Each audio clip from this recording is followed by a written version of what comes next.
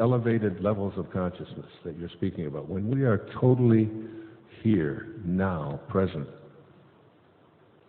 that we don't just affect ourselves, but we literally affect those around us, right? I mean, is that what you're teaching? I mean, yes. That was very impactful to me, that it's important for me to pay attention and to be astonished, because, not just because I'll feel better and I'll have a nice conversation like this, but because the next person that I encounter will be impacted by that, and the next, and enough of us, the number of people in here, the number of people watching. I mean, I think it's what we're called to do, Eckhart. I think that's why we have a voice. I really do.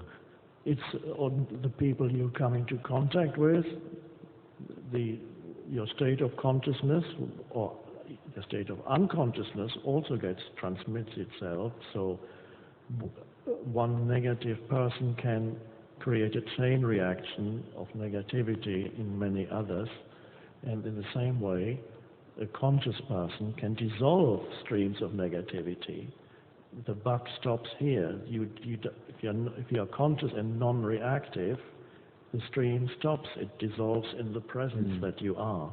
And so not only do you affect those you come into contact with, you affect the collective, the underlying collective field of human consciousness. So I feel sure that you affect countless others you never even meet, because all human consciousness is connected. The consciousness of every individual human at a deeper level is part of the collective consciousness of humanity. And it's beyond people too, though, isn't it? Yes. I mean, I was with Christiane Northrup. Do you know Dr. Northrup? Just in Pasadena, we were giving a talk together, and she was so excited just before she was going on to speak. She said, I just saw this incredible piece of research.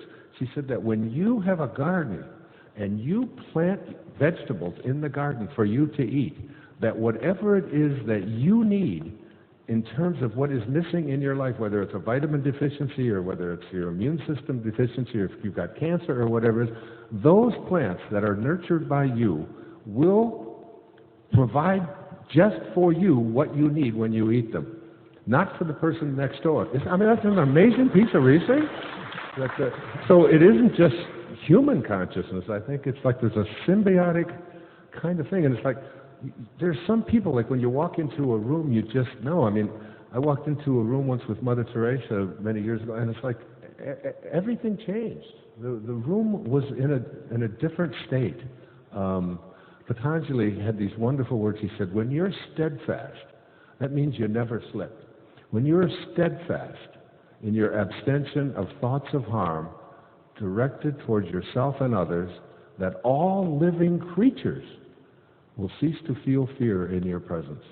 I mean, we can impact the whole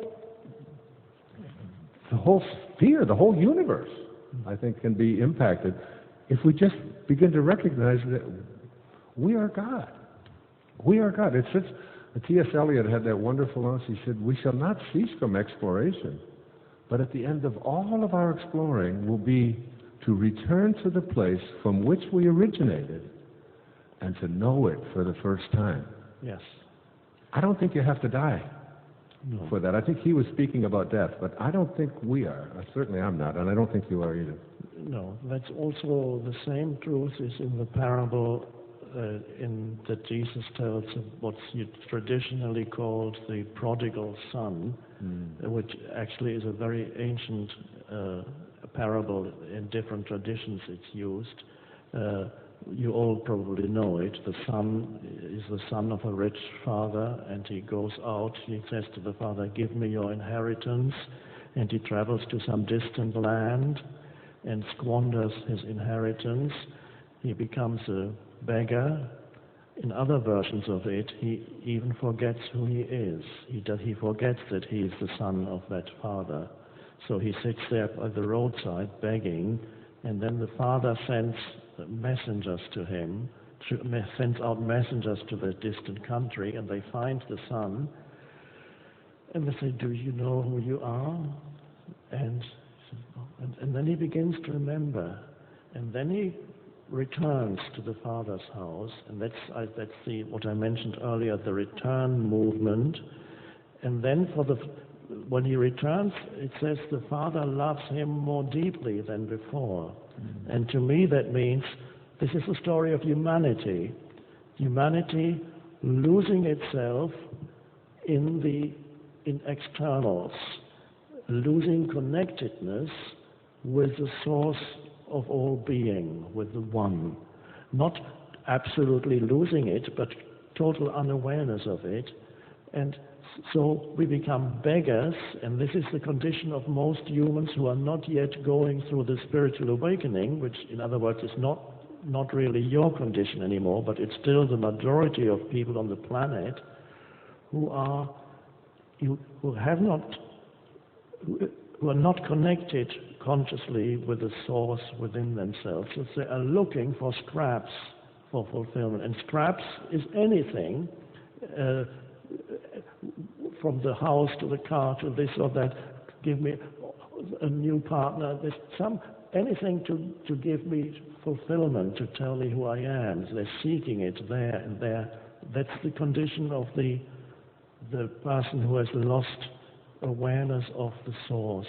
And then perhaps what the meaning of the messengers is in the parable is perhaps a spiritual teacher or spiritual teaching that somehow you come into contact with, or the messenger could be, as I see it, could also be just the suffering becomes so much that the pressure of it awakens you, and then you begin to realize who you are, and you return then. That means you suddenly become aware again of that deep connectedness with being, your essential oneness with being.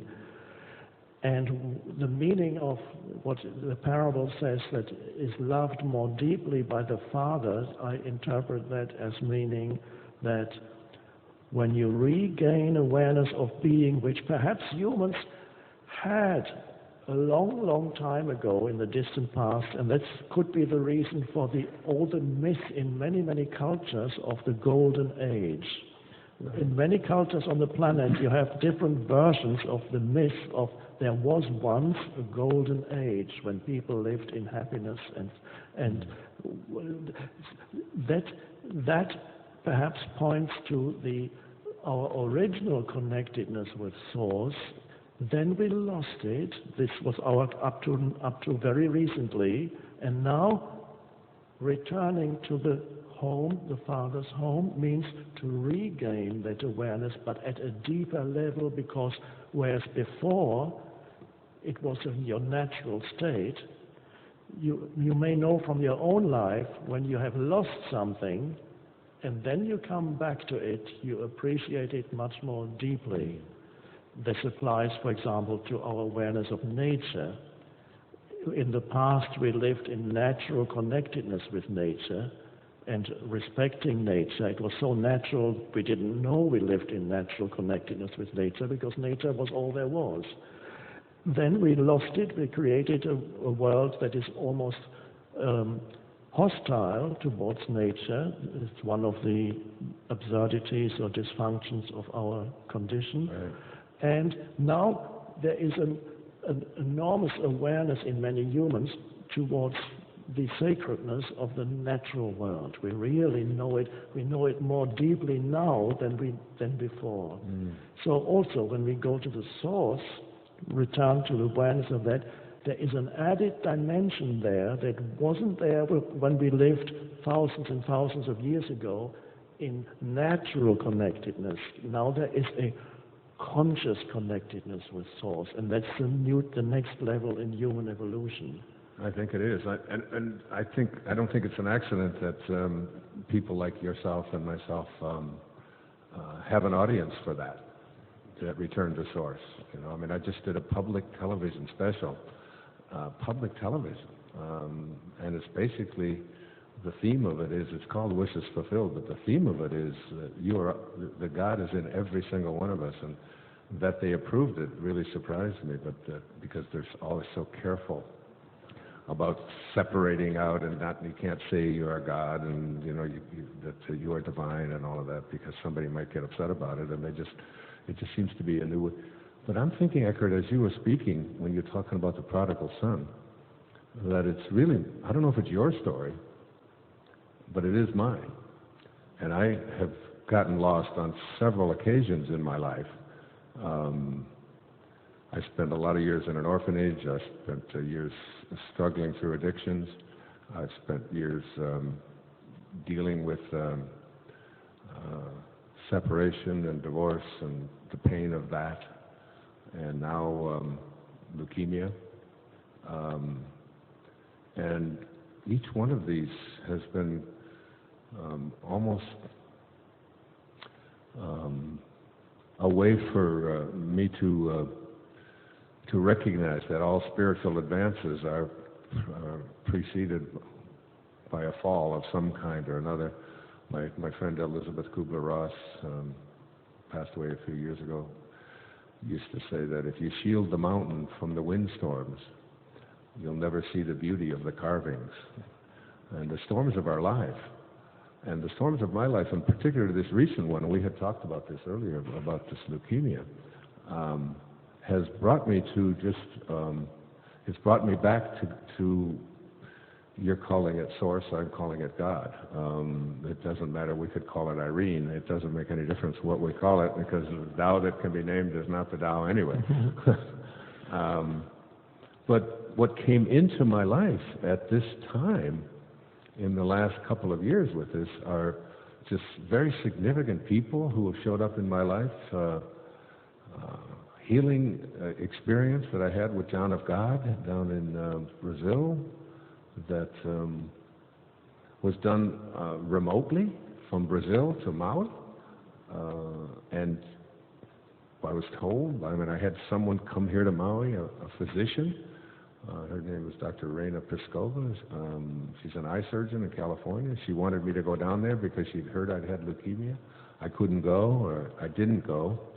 And she made all kinds of extra special arrangements for me to have photos taken, and all dressed in white, drinking certain kind of liquids, and having herbs that I was taking. And I had a healthy level of skepticism around this kind of thing, as I'm sure many of you do as well. But I urge you to, like Talopa said, have a mind that's open to everything and attached to nothing. Like, just open your mind up to this, because from here, the night, it was the 21st of April this year, my mother's 95th birthday, and I had surgery at 7 o'clock in the morning from Brazil to Maui.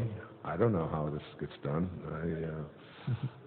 And then a week later, I stayed in bed for a whole week. I could hardly even walk. I was so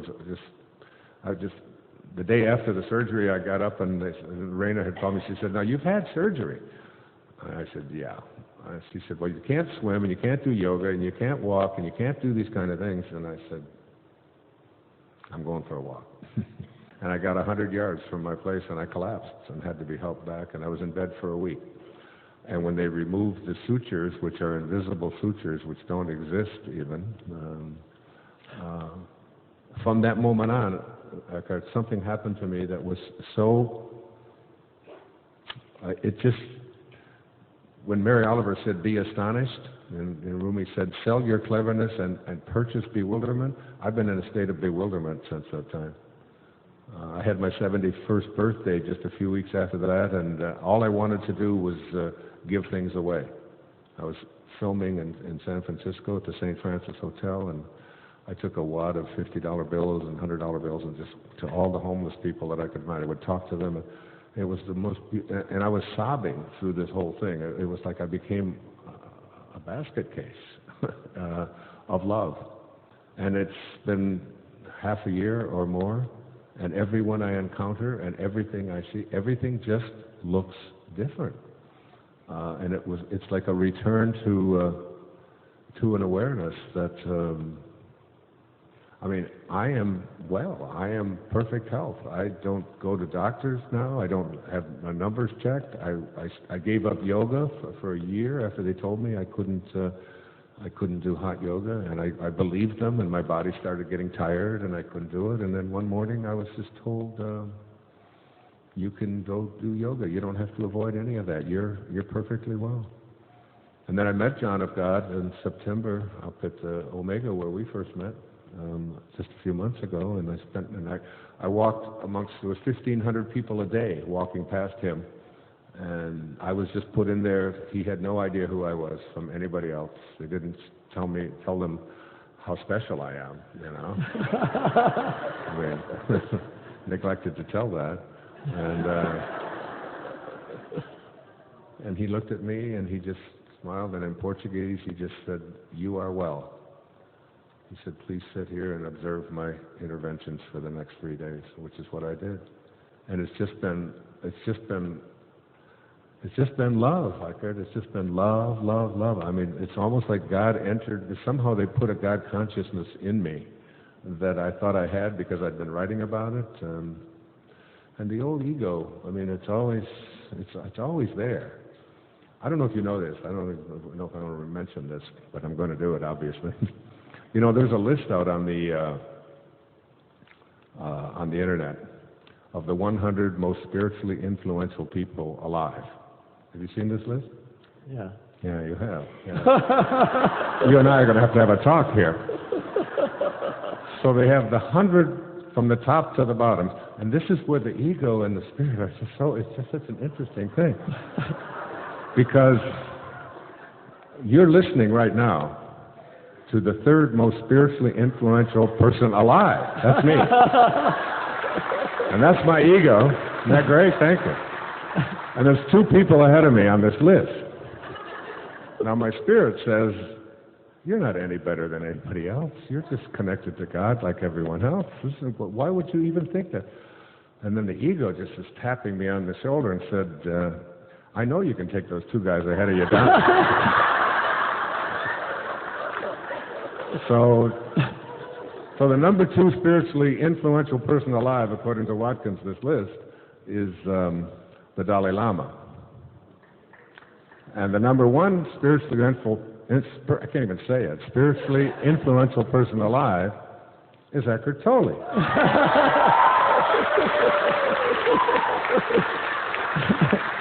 So now I don't know whether we should get together and go after the Dalai Lama and then maybe we can arm wrestle.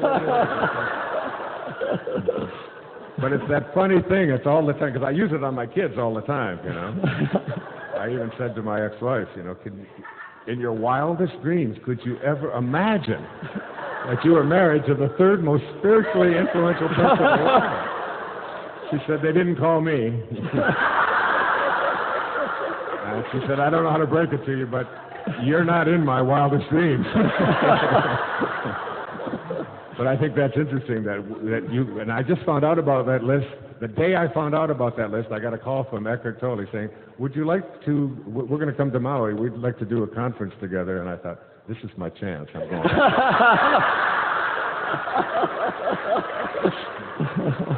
I love you, man. I love you. This is,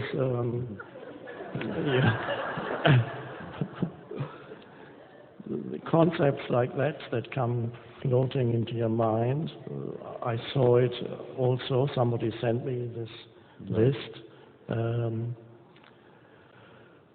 These concepts have to be, when they come in, they have to be dropped like hot potatoes, because if you hang on to it, at that moment, the spirit gets obscured. If you think you are somebody who is somebody, immediately that would be the denial of the reality of it. So the art really is and it's tricky because I've seen it happen to other spiritual teachers, some were able to drop the hot potato when people came with beliefs and projections about them, And I've seen others who took it on board and became burdened by some self-concept that others were projecting onto them. This is particularly more likely to happen if you live in an ashram and you're surrounded only by people who think you are the greatest. Then it's very easy to slip into that and start to believe in some concept of who you are, Right. which immediately obscures the power of spirit. Yeah, it's so true. I'm sure you know who Rabindranath Tagore, the great Indian poet who won the Nobel Prize back in the 1920s. He talked about the ego. He had this great observation poetically. He said, I went out alone on my way to my tryst, but who is this me in the dark? I step aside to avoid his presence, but I escape him not. He makes the dust rise from the earth with his swagger. He adds his loud voice to every word I utter. He is my own little self, my Lord. He knows no shame, but I am ashamed to come to thy door in his company. Beautiful. Yeah, that's Tagore, that's the ego, yeah. That's for Tagore. And I mentioned briefly yesterday with Ram Dass, I'm sure you can recognize it perhaps in your own experience, but it might be helpful for some of you. When let's say just take a moment of coming here in the car from where we are staying to here to have this dialogue. At any moment you can be either more a form identity, in which case your mind functions through your history, your concepts of who you are that others have told